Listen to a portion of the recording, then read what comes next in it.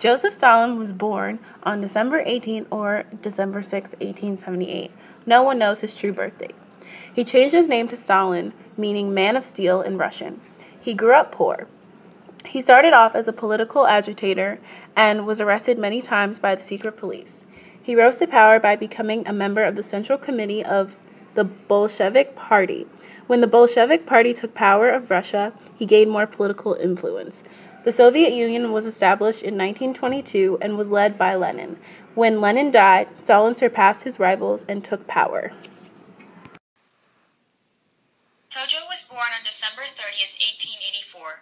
He was known as Razor Tojo by the army. He improved Japan's fighting skills because he was strict and paid close attention to detail. He was the army vice minister in Japan, then promoted to army minister. He approved attacks on the U.S., Great Britain, and the Dutch East Indies in 1941.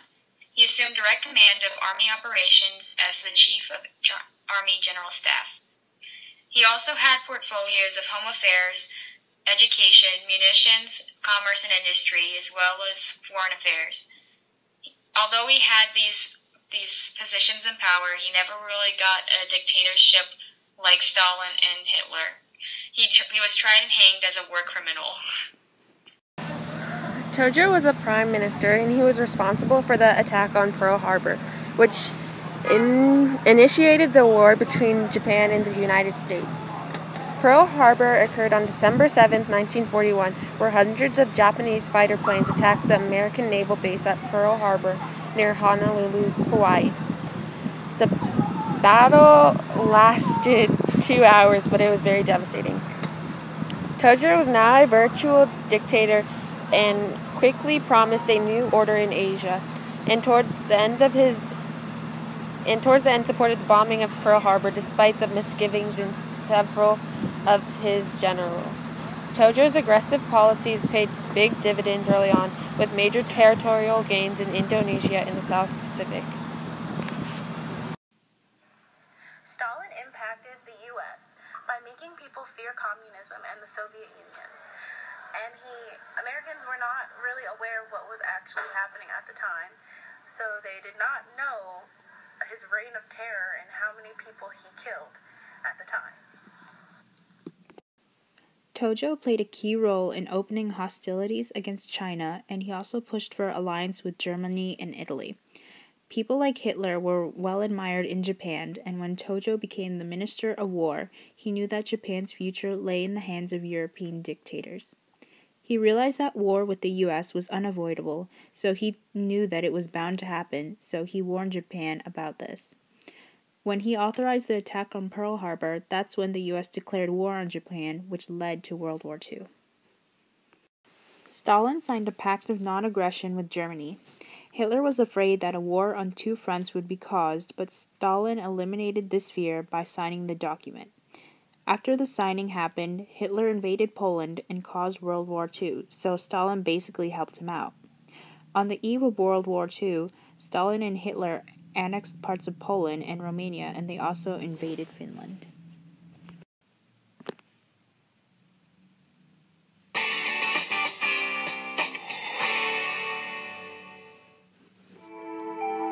In terms of ruthlessness, bloodlust, Stalin remains one of the greatest villains of the 20th century.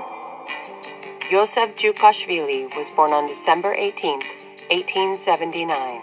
He later changed his name to Stalin, meaning man of steel. Stalin had a very harsh childhood in terms of poverty, and he had a tough life as a young man and was very quickly attracted to radical movements and causes.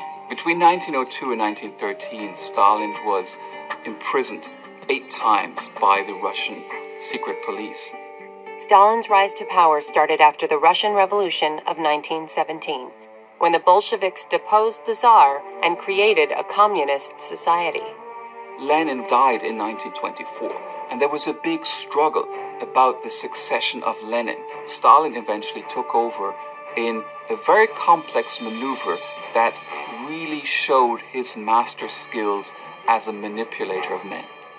Under Stalin, Russia became the second largest industrial economy in the world. It was all planned economies, 5-year plans, and if you didn't play by his rules, you went off to a labor camp. or you were summarily executed in some fashion. 3 million kulaks died as a result of Stalin's policies in the early 1930s. Now, he did increase the amount of food that was being produced, but at what cost? During what many historians term Stalin's reign of terror, no one was safe from his ambition. His forced industrialization led to countless millions of deaths, and the worst man-made famine in human history. Just before World War II, Hitler and Stalin signed a non-aggression pact. That fell apart in June of 1941 when Hitler invaded the Soviet Union. When the Germans turned and began to invade Russia, they underestimated Joe Stalin. The siege of Stalingrad was so great there was no food on either side. So the German soldiers would give little children who were residents of Stalingrad a crust of bread if they would fill their canteens from the Volga River. And as the children came back into Stalingrad, they were shot by Stalin snipers. That's how he consolidated his power. The most feared man in Russia, and with very good reason.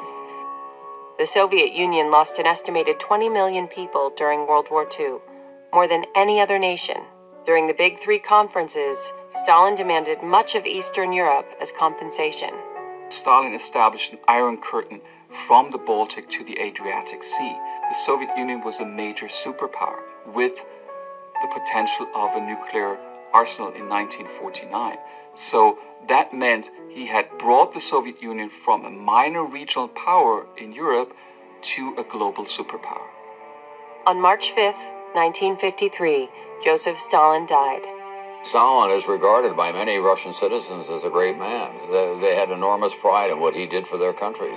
He raised it to a level that it had not been before. He was mostly feared. He gave us the KGB.